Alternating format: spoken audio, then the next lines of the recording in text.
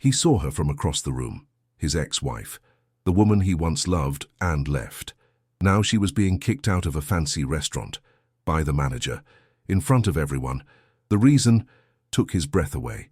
It was not because of a scene, it was not because of debt.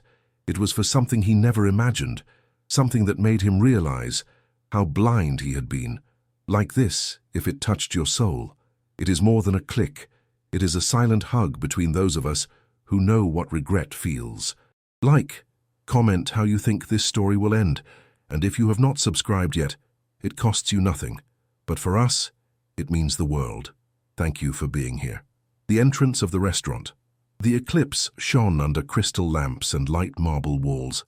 Outside, luxury cars lined up like a permanent red carpet.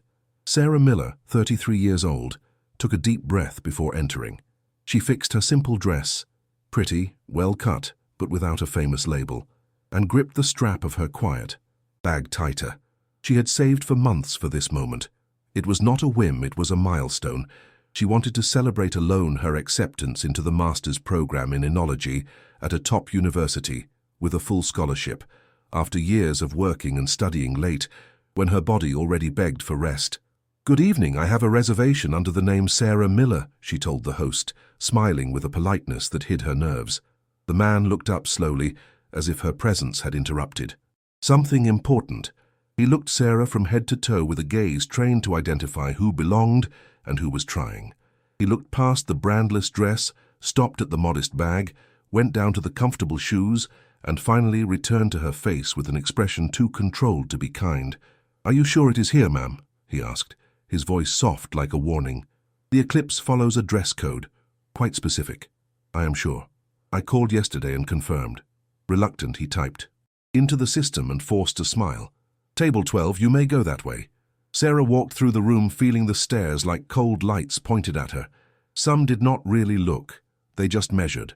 Others watched as if they expected a mistake, a trip, a proof that she should not be there. She kept her posture, walked calmly and sat at a table by the window with a view of the bright main street. For a second, she allowed herself to feel pride. She, who had served tables in a simple bar on the edge of town, who knew the tiredness of carrying trays for hours, now had a door open to one of the best educations in the world. Her mother would have cried with joy. She had barely touched the napkin when a shadow stopped by her table. The manager, Robert Smith, approached with a practiced smile that did not warm his eyes. He did not ask if everything was okay. He did not bring a welcome. He only tilted his head like someone sharing a problem. "Miss, I apologize, but there was a mistake." The voice was low, carefully polite. "This table was meant for another customer." Sarah blinked, confused. "What do you mean, mistake?" "I have a reservation. Table 12. Yes, I saw it." He opened his hands, as if the fault belonged to the universe. "But this table specifically is for preferred customers, regular people. I can move you to a more private spot, in the corner, near the kitchen." It was as if the floor had moved half an inch. Small enough so no one noticed. Large enough to knock someone down inside. Sarah felt her face burn, and around her, she noticed the talk at some tables get quiet, because humiliation always draws curiosity. "I made the reservation. I confirmed." Her voice tried to stay firm. "Why can't I stay here?" Robert leaned in a bit, getting close like someone giving advice. "Miss, we do not want a scene. The eclipse is a specific place, for a certain type of public. There are many great restaurants in the area that may be more suitable." "Suitable for what?" Sarah stood up slowly. Her hands were cold, but her voice shaky carried truth. "To my clothes? To my look?" Robert kept the smile. Only now the smile looked like a door closing. "Do not make a scene, please." And without asking, he grabbed her arm with hidden force. "I am going to need you to leave." The touch on her arm was the limit. The touch said more than words. It said, "You do not rule over your own body here." It said, "You are wrong just for existing. Take your hand off me." Sarah pulled her arm back, feeling her heart beat in her ear. Two couples nearby looked immediately. A man laughed low, as if it were entertainment. A woman put the glass to her mouth to hide a smile. At a table further back, a phone was raised quietly. "Miss..." Robert gripped again, his voice now harder, louder. "Do not make me call security." "Are you kicking me out because I do not look rich enough?" she asked without shouting, and that was what made everyone listen. The room became heavy. The air itself seemed to have thickened. Some people left their forks on their plates, others pretended to look at their phones, but with the corner of their eye they followed every move, every word. The humiliation of another is always a silent show that few admit to enjoying but many watch, and it was then that a chair moved loudly on the other side of the restaurant. A man stood up suddenly, as if he had been hit in the chest. Mark Thompson, 46 years old, a billionaire, investor known in all the USA, was standing still, staring at Sarah as if she were a memory he tried to bury. His face went pale. Sarah, the woman he once called dramatic for dreaming big, the woman he left saying she did not fit in his world. 3 years before, he said goodbye like someone closing a door, cold, rational, elegant. And he never looked back. He never knew she studied at night, that she read about soil and fermentation while the world slept, that she saved money hidden in an envelope for a future that no one respected. "Robert," Mark's voice cut through the restaurant like a blade. The manager froze. The smile came back fast, desperate. "Mr. Thompson, good evening. I was just fixing a situation." "What situation?" Mark took short, controlled steps. "Explain why you are holding that woman's arm." Robert let go of Sarah, as if she burned. "She is causing a problem. She thought what?" Mark interrupted. "That she does not belong here?" Robert swallowed. "She has a reservation, yes, but this table is for preferred customers." Mark looked at Sarah, and for the first time, she saw in him a guilt that seemed heavier than the money he carried. The recognition was mutual, instant, painful. Sarah felt the air leave her lungs. Of all the people who could see that humiliation, it had to be him. The man who told her to stop dreaming of unrealistic things. The man who was ashamed to show her to his friends because she worked in a bar. The man who chose comfort over love. "Did she pay? Did she reserve? Did she confirm?" Mark asked with a tight voice. "Yes." "Then she is a customer." Mark turned to the manager. "And if she is a customer, you do not touch her. You do not humiliate her. You do not decide the value of a person by the label." The silence in the room was absolute. Sarah wanted to disappear. She wanted the floor to swallow her. But at the same time, something inside her, something that spent years swallowing shame, began to stand tall. Robert tried to get control back. "Mr. Thompson, with all respect, you know our standard. We need to keep the experience." "I know the experience." Mark got closer. His eyes, usually cold and calculating in business meetings, now burned with something that looked like held shame. "And I also know this woman." The sentence fell like a stone in still water. The waves spread. Whispers began to grow at nearby tables. Did Mr. Thompson know that woman? The one in the brandless dress? The one they were kicking out? Before he said more, a loud voice rang from the entrance. "Sarah! Sarah Miller!" A tall man, grey hair, elegant coat and French accent crossed the room in a hurry, as if he had come running after hearing her name. The customers turned. Some recognized him immediately. Etienne Marceau, one of the most respected wine experts in the world, consultant for wine lists for top restaurants in Europe and America. His face had been in magazines, in documentaries about wine, culture, at world talks. "Etienne?" Sarah blinked, shocked. "What are you doing here?" "I am checking the wine list of this restaurant." He looked at the manager, and his voice changed, full of anger. "But now the question is, why are you being treated like an intruder?" Robert opened his mouth, but no sound came out. Mark stood still, as if he were watching a new world show itself to his eyes. The world that always existed, but he never bothered to see. Etienne pointed quietly to Sarah, as if he were showing a rare gem that no one had the skill to recognize. "Do you have any idea who this woman is?" "A customer?" Robert stuttered, his voice now small, almost like a child. "Sarah Miller was just accepted into the master's program in Bordeaux with a full scholarship." The sentence fell like quiet thunder. Every word was heavy. Every sound broke the manager's arrogant certainty. "She beat hundreds of candidates. Her research on special wines of the region impressed a full jury. And you dare to grab her arm because of a dress." The whole restaurant seemed to have stopped breathing. Forks were held in the air. Glasses stayed halfway to lips. No one chewed. No one swallowed. They only listened. Etienne continued, with the calm of someone who does not need to scream to destroy someone. 6 months ago, she was a finalist in a blind tasting and identified, in minutes, labels that experts got wrong. She is not just talented. She is inevitable. The word inevitable floated in the air like a final judgment. Mark looked at Sarah as if he were seeing a person who was always there, and he was too useless to notice.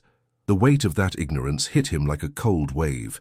He remembered the times she tried to talk to him about her studies, about her dreams, about the world of wine that loved.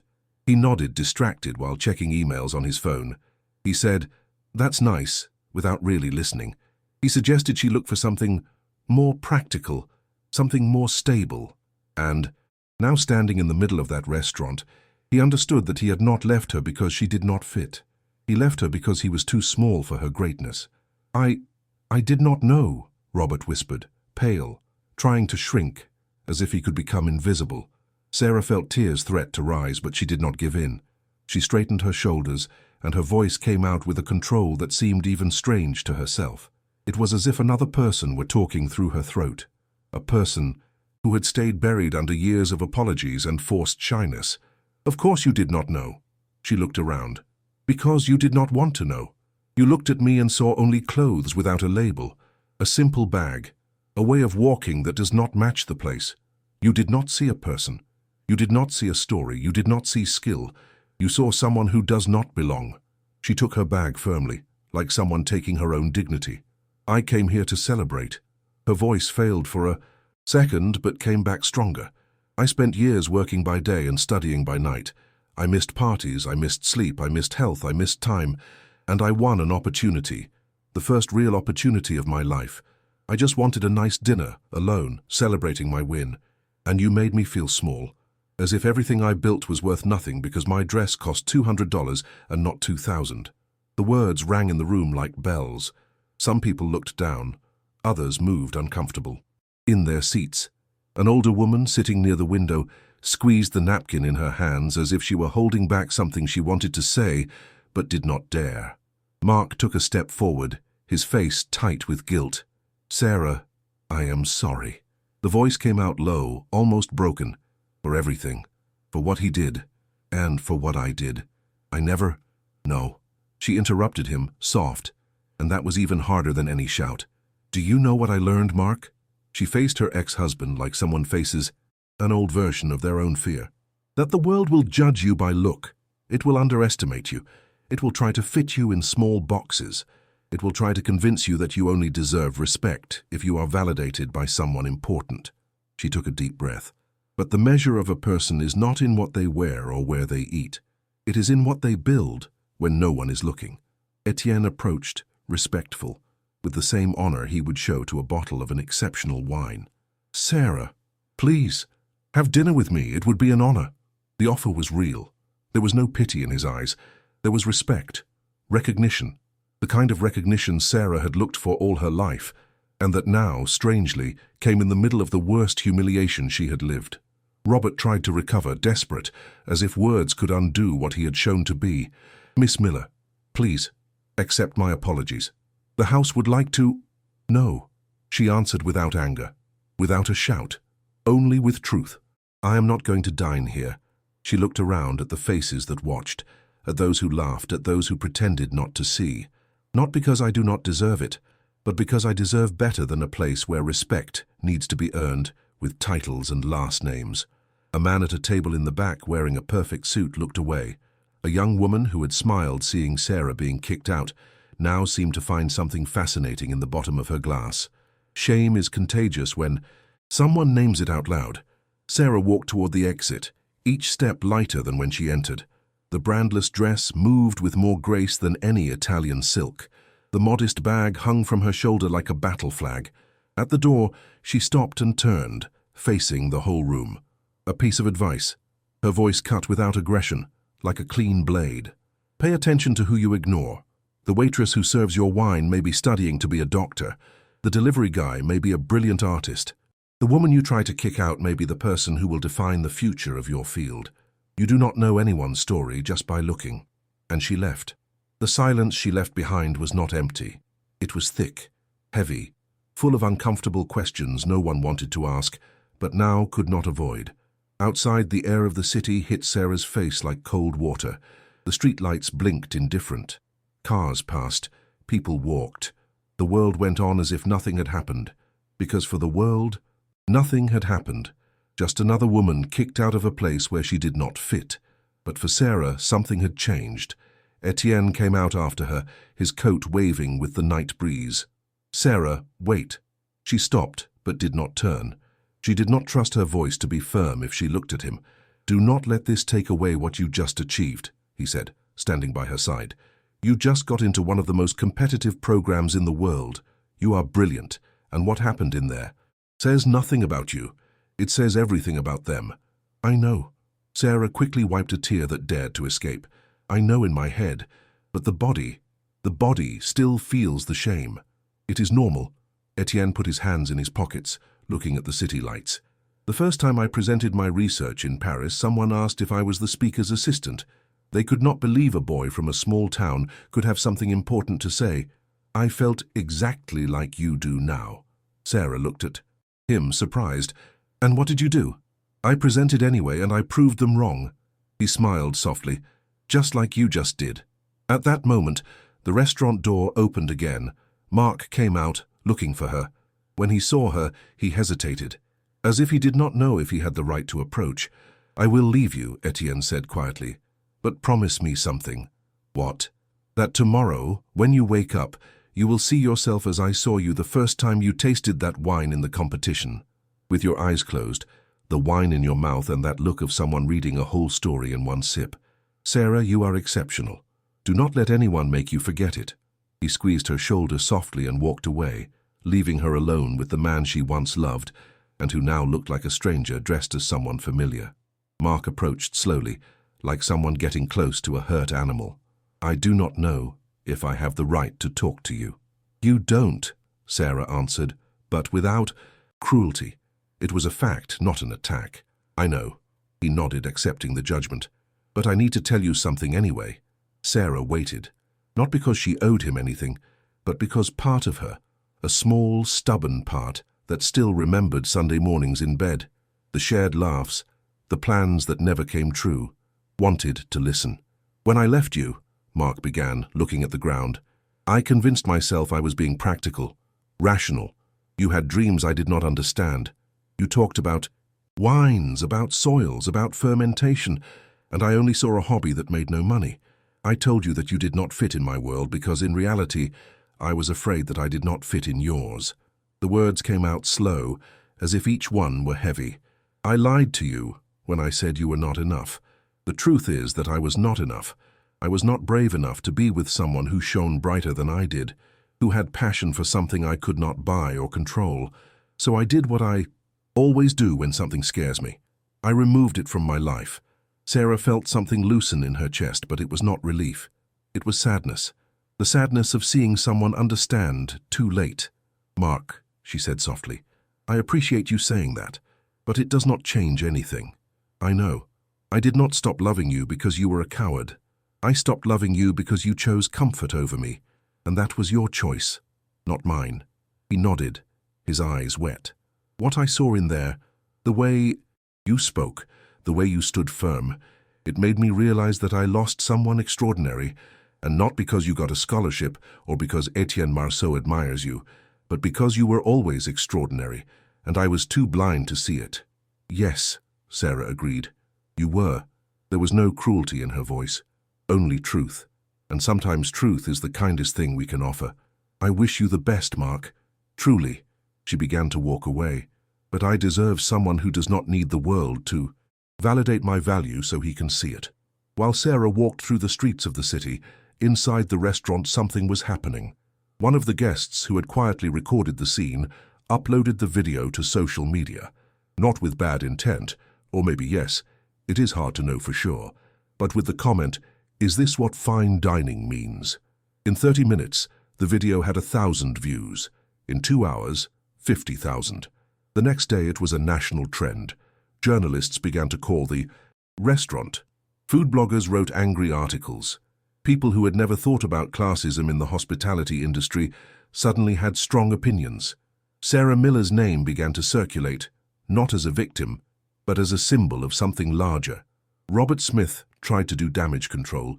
He put out a statement asking for forgiveness for any misunderstanding. But apologies without real responsibility sound hollow, especially when millions of people can see exactly what happened. The word misunderstanding became a meme. It was not discrimination, it was a misunderstanding, they wrote with sarcasm in the comments. The owner of the Eclipse, a businessman who rarely visited the place, saw how reservations began to cancel. Not all. The truly elite, those who secretly approved of what Robert had done, kept their tables. But others, those with a social conscience or at least afraid of bad publicity, started to stay away. Meanwhile, Sarah was in her small apartment, sitting on the worn couch she had bought used, watching her phone explode with alerts. Messages of support, interview requests, podcast invites, offers from restaurants that wanted her to check their wine lists. Everything was overwhelming. Her best friend, Maria, was sitting by her side reading the comments out loud. Listen to this. This woman has more class in her pinky than that whole restaurant together, and this other one. Robert Smith should be fired immediately. Oh, Sarah, you are viral. I did not want this, Sarah whispered, hugging a pillow against her chest. I just wanted to have dinner. I know. Maria put an arm around her shoulders. But sometimes the things we do not want are the ones we need.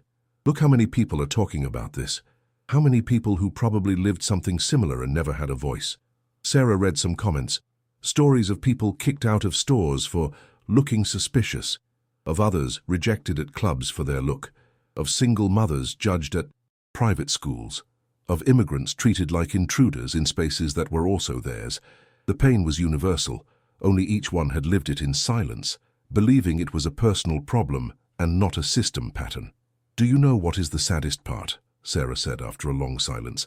That if Etienne had not appeared, if Mark had not stepped in, I would have left there feeling guilty, feeling as if I had done something wrong, as if I had been bold to try to enter a place that was not for me. Maria squeezed her hand. But you did not leave feeling guilty. You left with your head high. Yes, Sarah smiled barely, a tired but real smile. I left. 2 weeks later, Robert Smith was fired, not by moral belief of the owner, but because the scandal was hitting the income. The official statement spoke of values that do not represent the philosophy of the place, but everyone knew it was damage control.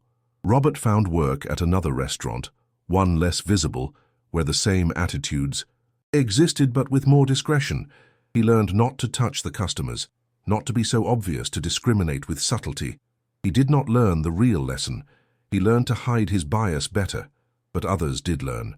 A young waitress at the Eclipse, named Lucy, who had seen the whole scene, quit 2 days later.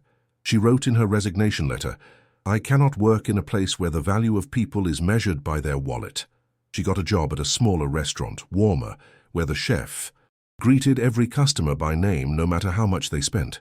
The host, who had looked at Sarah with hate, began to look every customer in the eye, to smile for real, to remember that every person who crossed that door had a story he did not know. Small changes, invisible to most, but real. Sarah, meanwhile, went on with her life. She prepared her trip to Bordeaux. She studied the language at night. She read books on organic wine. She answered some interviews, said no to others. She did not want to be famous. She wanted to be good at what she loved. One day she got an email from a university. They wanted her to give a talk to students about perseverance in the wine industry. Sarah read the invite 3 times, not being able to believe that someone wanted to hear her talk about something beyond the restaurant event. She accepted. The talk was in a small hall with room for 100 people. It was completely full. Sarah had prepared a presentation about soil types in different regions, but seeing the waiting faces of the students, some with expensive clothes, others clearly on tight budgets, she decided to improvise. I know many are here because of the video, she began, honest, and that is okay. But I want to talk to you about something that happened before that day, something no one recorded. She told them about the nights at the bar where she worked, when her co-workers made fun of her for reading wine books during breaks, about the teachers who told her that her field was a rich boys' club and that she was wasting time, about the time she went to tastings open to the public and felt watched, judged, less than. The restaurant was just the visible moment, she explained, But discrimination is rarely just one event. It is 1,000 small cuts. It is the way someone looks at your resume and thinks you are not serious because you went to a public school. It is the uncomfortable silence when you mention where you come from. It is the shocking surprise when you show you know what you are talking about. The students listened in total silence. But here is what I also learned, Sarah continued, her voice gaining strength, that excellence is the best answer. Not revenge, not anger, excellence. Every time someone underestimated me, I studied more. Every time they made me feel small, I made myself more capable. And eventually, I no longer needed anyone to validate me. I knew what I was worth, and that was enough. At the end of the talk, a young student with her hair in a simple ponytail and worn shoes approached with tears in her eyes.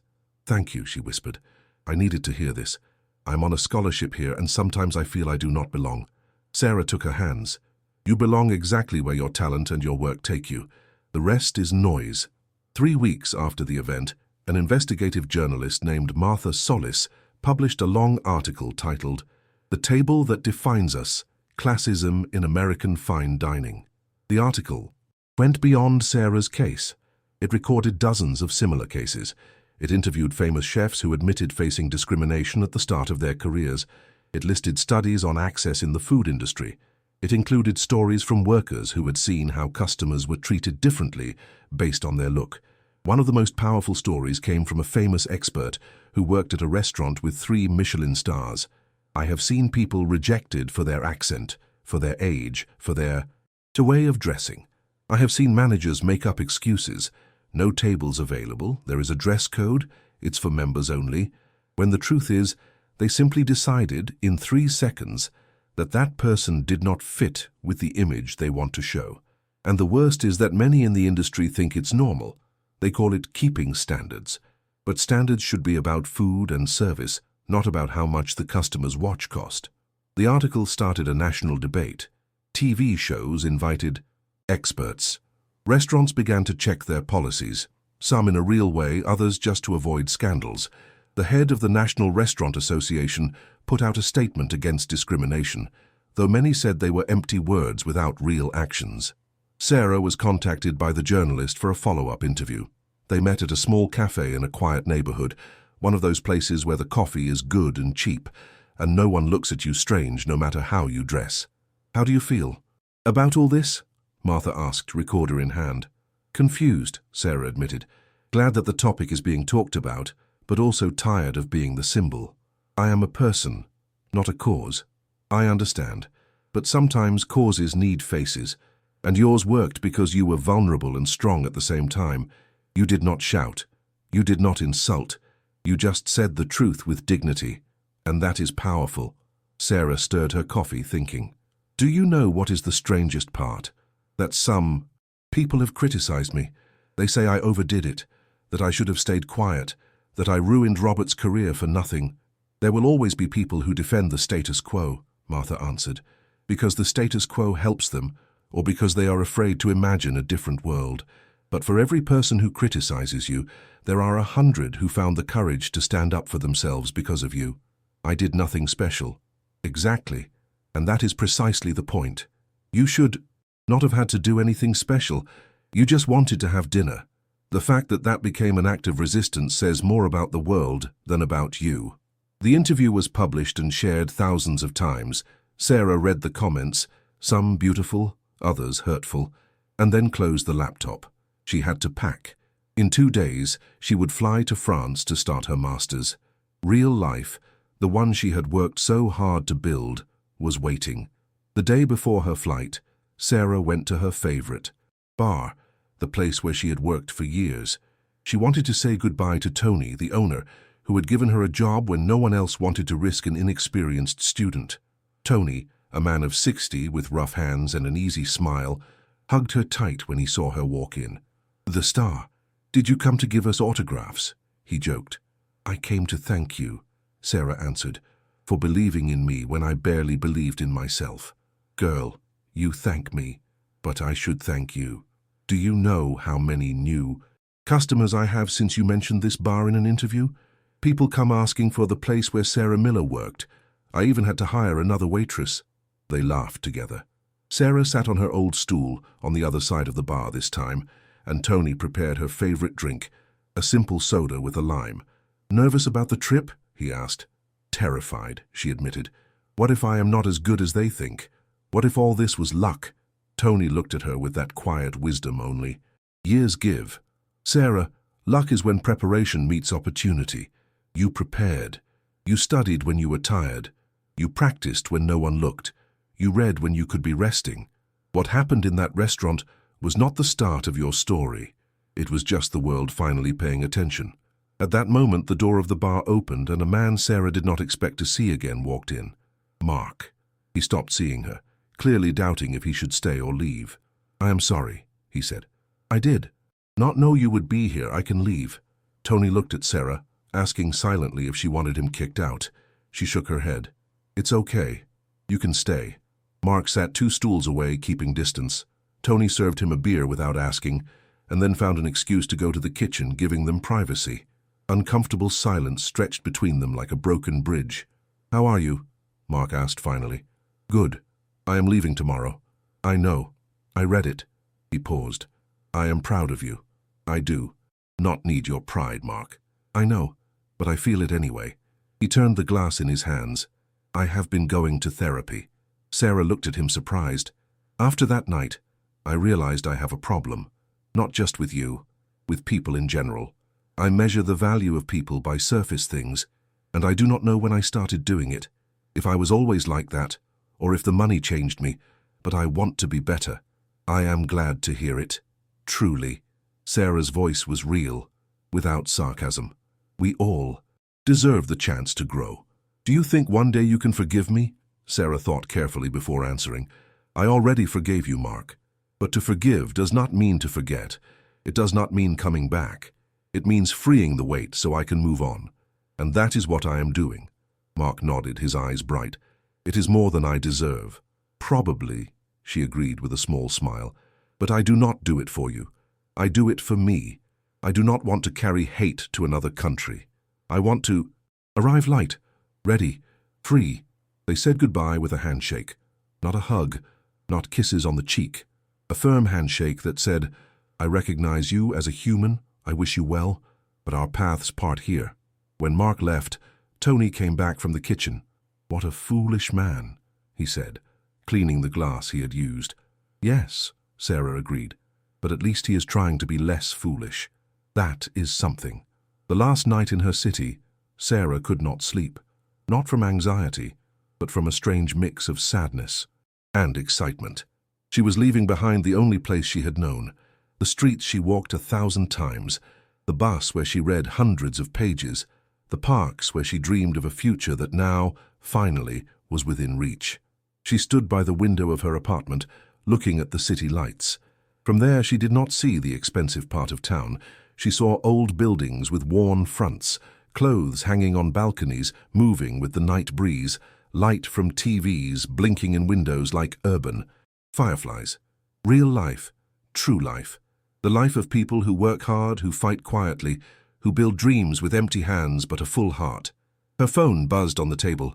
A message from Etienne. "Ready for tomorrow. I have a surprise for you when you arrive. You are going to love it, trust me." She smiled. Her fingers flew over the screen. "As ready as I can be. Thank you for everything, Etienne, for believing in me even before I believed in myself." The answer came almost immediately. "Talent." "Recognize his talent, Sarah. See you soon." Another message came, this one from an unknown number.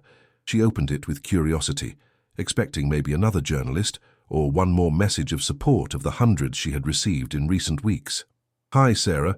I am Lucy, the waitress from the Eclipse. Maybe you do not remember me, but I was working that night. I saw everything. I just wanted you to know that I quit 3 days after what happened.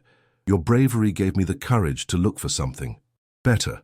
I had been in that place for 2 years, swallowing rude comments, seeing how they treated people like they were less for not having money. I had convinced myself it was normal, that that was how the world was.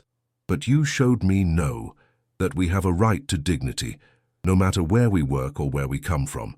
Now I work at a small restaurant in a different neighborhood. The pay is similar, but the difference is they treat me like a person, like a professional, like someone who matters. Thank you for showing me it was possible. I wish you the best. I know you will do amazing things. Sarah felt tears roll down her cheeks. Good tears. Tears of recognition, of human connection, of knowing her pain had not been in vain. She had not known. She could not have known that her moment of dignity would ring in someone else that way, that her refusal to shrink had given permission to another person to also stand tall, that her voice had lent strength to someone who had stayed in silence. Too long. She answered with shaky fingers, Lucy, thank you. Your message means more than you imagine. Never forget that your dignity is not for sale. Never. Keep shining and demanding the respect you deserve. A big hug. She stared at the screen for a long moment, letting the weight of that talk settle in her chest. Then she walked to her small desk, where her diary lay next to a pile of books. It was an old diary, with a worn cover and yellow pages, a gift from her mother years ago. She had written in it for more than a decade. Dreams, fears, failures, small wins no one else celebrated. She opened a new page and began to write, Tomorrow I start a new life, but I am not leaving behind what I was. I am taking it with me. I take the girl who grew up without much money but with much love, who learned to value simple things because they were the only ones she had. I take the teenager who dreamed of worlds that seemed impossible, who stood in front of windows of expensive books and memorized titles to look for them later at the library.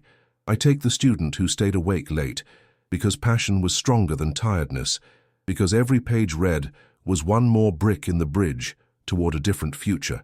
I take the woman who was humiliated but not destroyed, who felt the weight of the world's hateful look but refused to shrink under it. I take all that because all that made me who I am. And finally, after so much time doubting, criticizing myself, questioning if I was enough, I can say with honesty, I like who I am. I like the woman I see in the mirror. Not because she is perfect, not because she no longer has fear, but because I know I have fought for every inch of this path, because I know my success was not a gift or inherited. It was built with hands, with nights without sleep, with tears no one saw, with the silent persistence of someone who simply refused to give up. Tomorrow I fly toward the unknown, toward a new place, a language I barely know, a school environment that will probably be more demanding than anything I have faced. And I am terrified, but I am also ready, because if I have learned anything in these years, it is this: fear and bravery can live together. You can shake and still move forward. You can doubt yourself and still try. You can feel small and still take the space you deserve. So here I go. Thank you for the lessons, even the painful ones, especially the painful ones. They taught me more about myself than all the wins. Together. She closed the diary and turned off the light. For the first time in weeks, she slept deeply, without nightmares, without waking up suddenly remembering Robert's look of hate or the violent touch of his hand on her arm. She dreamed of fields bathed in sun, of earth between her fingers, of the complex taste of a wine well made. The next day, the airport was full as always, a sea of people moving in different directions, each with their own destination, their own story. Sarah passed through security feeling strangely calm. She bought a coffee too expensive in one of the shops, a last local treat before leaving, and sat to wait for her flight. She watched the people around her with a new curiosity. A businessman typed fast on his laptop, his brow tight with focus or stress. A family with 3 small kids tried to keep order while waiting, the parents looking exhausted, but loving. An old couple walked slowly, holding hands, moving at the same slow pace they had probably perfected in decades of marriage. A group of college students laughed loudly, their bags covered with pins and patches of places they had visited, each with their story, each with their invisible fights, each with dreams, fears, hopes hidden under the surface of what the world could see, each deserving respect simply for existing, for the mere fact of being human and navigating the complexity of living. Sarah thought of all the times she herself had judged others by their look. Not in a cruel way maybe, but with quick guesses. The girl with brand clothes she thought would be shallow. The older man on the bus who looked harsh but maybe was just tired. The woman with a foreign accent she spoke to slower, thinking she would not understand. She promised herself to be more aware, more careful, more human. Her flight was called. She took her suitcase. The same cheap suitcase she had bought at a street market 5 years ago, now covered with stickers of wine maps she had collected, and walked toward the gate with firm steps. At the last moment before crossing, she turned. She looked back, toward the city that had formed her, that had hurt her, that had taught her. The city stretched beyond the airport windows, invisible but there. "Thank you," she whispered. And then, louder, with a smile, "See you soon." She did not look back again. The plane took off on time. Sarah had a window seat. She saw the city get smaller below, the streets turning into lines, the buildings into toy blocks. She thought of all the people down there, living their lives, each in their own personal battle. She thought of Lucy, serving tables with new dignity. She thought of Tony, probably cleaning glasses in his bar while listening to his customers' stories. She thought of Maria, her best friend who had cried at the airport saying goodbye. She even thought of Mark, and she was surprised to find it no longer hurt. It was like touching a wound that had finally healed. Sensitive still, maybe, but no longer bleeding. She wished him well, truly. She wished he found what he was looking for, that he was kinder to the next person he loved. And she thought of Robert, not with anger, not with a wish for revenge, only with a quiet hope that one day he would understand, that one day he would look at a person dressed simply and see possibility instead of less, that he would learn that respect is not something earned with expensive clothes, but something owed by default to every human being. The plane went through clouds. A new country waited on the other side. 6 months later, Sarah was standing in a field, with hands stained with dark earth and a heart fuller than it had ever been. The afternoon sun bathed the rows of vines with golden light. The air smelled of fertile earth, of grapes ripening, of possibility. The masters had been everything she expected, and more. Challenging, demanding, at times almost impossible. There were nights studying until dawn, trying to understand complex ideas in a language that still felt clumsy on her tongue. There were moments of doubt, when the imposter syndrome whispered that it had been a mistake, that she did not belong there, that they would soon find out she was a fraud. But there were also moments of pure joy. The first time she correctly identified a dark type of grape in a blind tasting and saw the respect in her teacher's eyes. The day her paper on fermentation was chosen for publication in the university journal. The afternoon, she spent at a family business of 5 generations, listening to the old owner talk about the land with a poetry that made her cry. She had made friends from all over the world, people from Canada, Italy, Japan. Each brought unique views, different stories, but all shared the same burning passion for their work. And she had tasted wines that made her cry with beauty, a special bottle from 1995 that her teacher opened in a special class, whose complexity was like reading a whole book in a single sip. A natural wine from a small producer, cloudy and strange but honest in a way commercial wines could never be. A dessert wine that tasted like golden honey, like fall, like time pressed into liquid.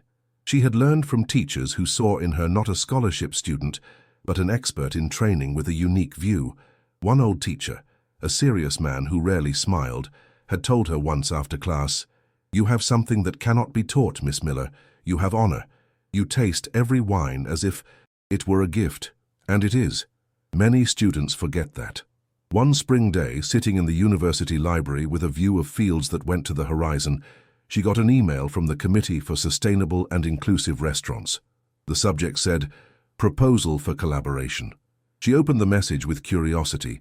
"Dear Ms. Miller, we are writing to you on behalf of the newly formed Committee for Sustainable and Inclusive Restaurants in response to recent events that have shown biased practices in the food industry.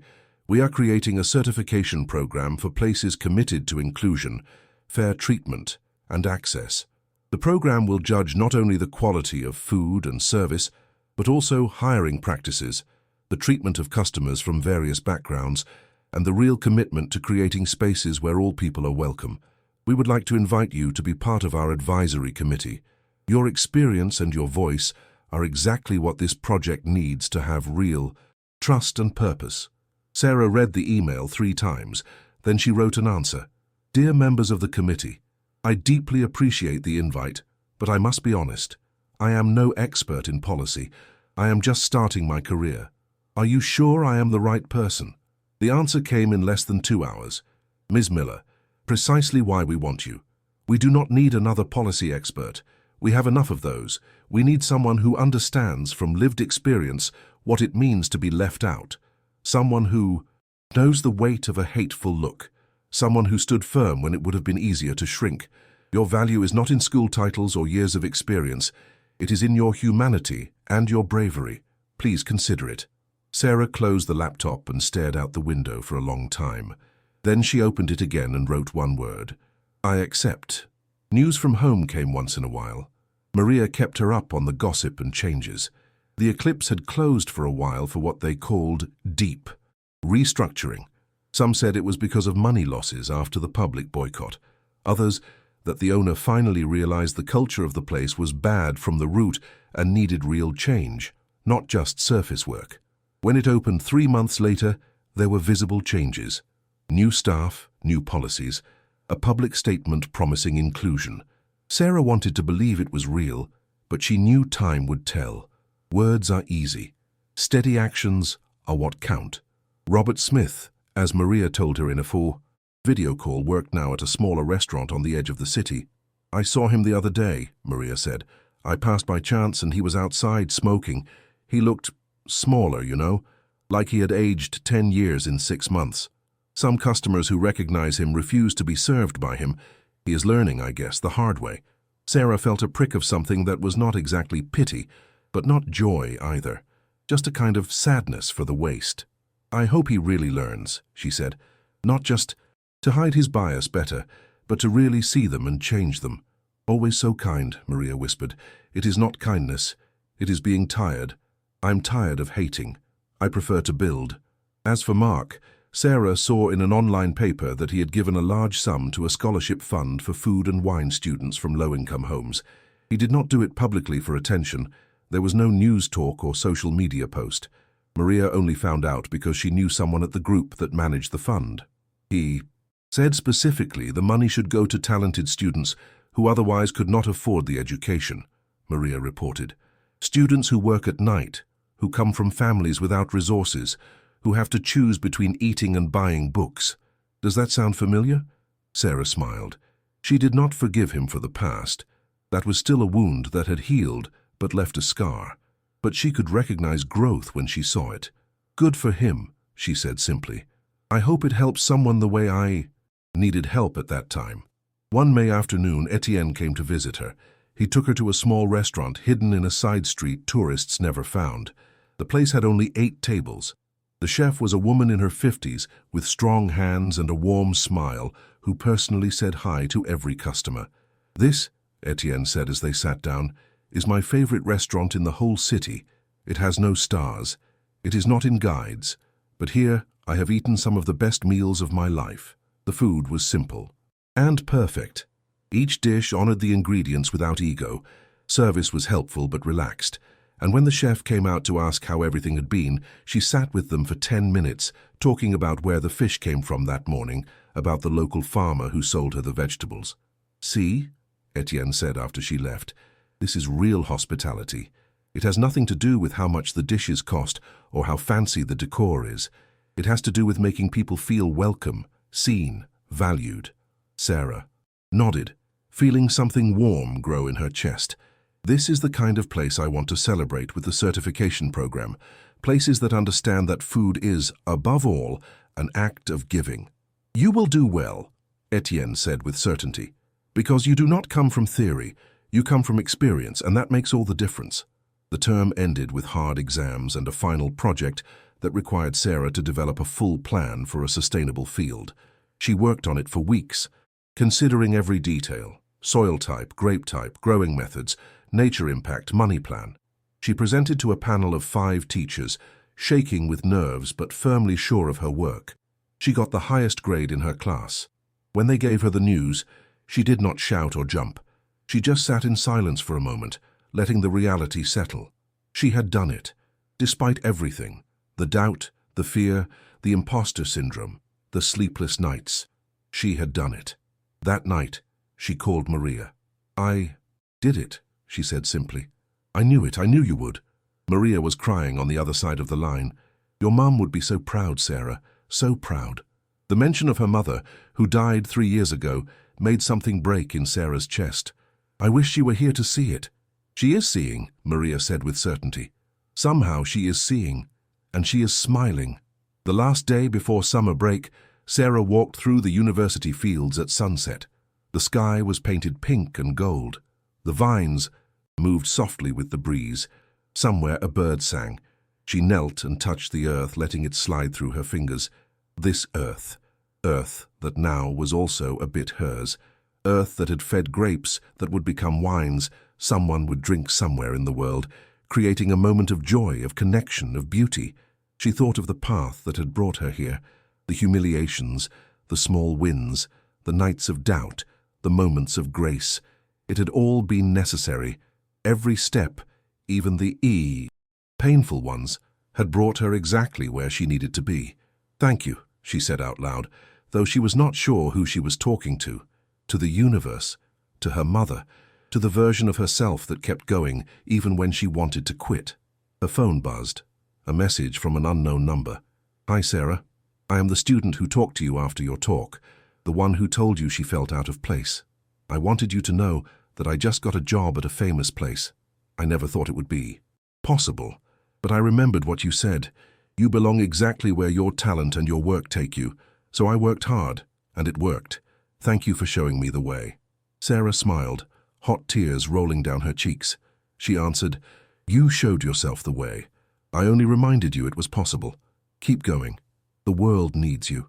She stayed there as the sun set completely, painting the sky deep purple. She thought of all the people who were fighting in silence, just like she had. Working at night, studying when they should be sleeping, dreaming when the world told them to be practical, persisting when everything told them to quit. Keep going, she whispered to the wind. It is worth it. I promise. It is worth every tear, every sleepless night, every moment of doubt. Because on the other side is this, the feeling of having built yourself, and no one can ever take that from you. The next day, she got a formal letter. A famous business wanted to hire her for a project after she finished school. They had read her final project. They were impressed. They offered her not just work, but the chance to use her ideas on nature and methods in real fields. Home was calling her back, but this time, not as the woman who had been kicked out of a restaurant, but as the professional she was, as the expert in the making, as someone whose knowledge and view were valued. She accepted the offer. 6 months after that, Sarah was back in the city for the official start of the inclusive restaurant certification program. The event was held at a modest but elegant hotel. Restaurant owners, chefs, food writers, social activists attended. Sarah gave a speech. Not long, not flashy, just honest. I am not here as an expert. I am here as someone who knows the pain of being judged by their look, as someone who knows what it's like to feel invisible despite standing right in front of you, and also as someone who learned that dignity is not for sale. This program is not about being perfect. It is about commitment, about knowing that we all carry bias and being ready to look at them, about understanding that true hospitality is not in how fancy the place is, but in the warmth we treat every human being who walks through our door. Not every certified restaurant will be perfect. They will make mistakes, but they will commit to learning from them, to doing better, to remembering that behind every customer is a story they do not know, and that story deserves respect. The room burst into applause. Some people stood up. Sarah saw Lucy in the audience, smiling with tears in her eyes. She saw teachers who had helped her. She saw faces of people she had inspired without knowing it. And in the last row, almost hidden, she saw Mark. He did not clap standing. He was just sitting, with his hands together, his head slightly tilted.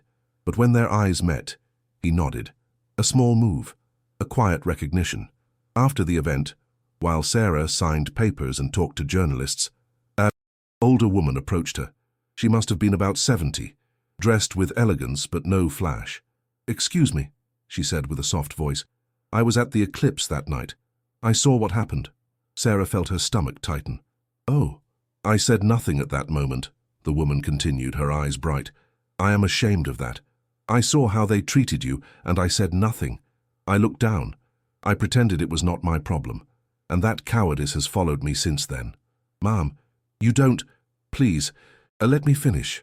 The woman took her hand. After that night I could not sleep. I kept seeing you standing with such dignity while they shamed you. And I saw myself, young, when I was rejected for jobs for having a certain accent, when they told me I would never be more than a secretary. I forgot where I came from. I forgot what it was like to be judged. And by forgetting, I became part of the problem. Tears ran down the woman's wrinkled cheeks. Thank you for reminding me, for showing me that silence is helping. I have started to speak up. When I see wrong, I no longer look away, and I want you to know that you changed me. At my 72 years, you changed me. Sarah hugged the woman, both crying now. It is never too late to grow, she whispered. Thank you for telling me. Thank you for changing. That night, alone in her hotel, Sarah opened her diary. The last page she had written was from the night before going away. She read her words from then, about fear and hope, about taking all she was toward all she could be. She smiled and began to write, "A year has passed, a year that changed everything and nothing. I am still me, but I am more. I have learned that justice is not revenge, that forgiveness is not weakness, that dignity does not need to shout to be heard. I have learned that my pain can turn into purpose, that my story can light the way for others, that shared vulnerability is more powerful than faked perfection. I have learned that changing the world does not require being extraordinary. It only requires being steady, honest, brave in the small moments, not just the big ones. And I have learned this, the most important of all, that I deserve to be at every table where I sit, not because someone else says so, not because I have titles or success or fame, but because I am human. And that is enough. It was always enough." She closed the diary and looked out the window at the city glowing in the night. Her city, her home, the place that had hurt her, and also made her stronger. Tomorrow she would go back to finish her last term, then to her new job, and after, who knows? The future stretched before her like a field not yet picked, full of possibility. But tonight, in this moment, it was enough simply to be Sarah Miller, expert, survivor, quiet warrior, woman who refused to shrink, woman who found her voice and used it not to destroy, but to build, woman who turned her deepest wound into her greatest gift. And that, she thought, as she turned off the light, was more than enough. Because the measure of a person was never in what they wear or where they eat or how much money they have. It always was and always will be in what they build when no one is looking, in how they treat others when they have power, in if they choose kindness when it would be easier to choose cruelty. And in those measures, Sarah knew finally that she was rich beyond any bank account. She was rich in purpose, in truth, in self-love, earned step by step, and no one ever could take that from her.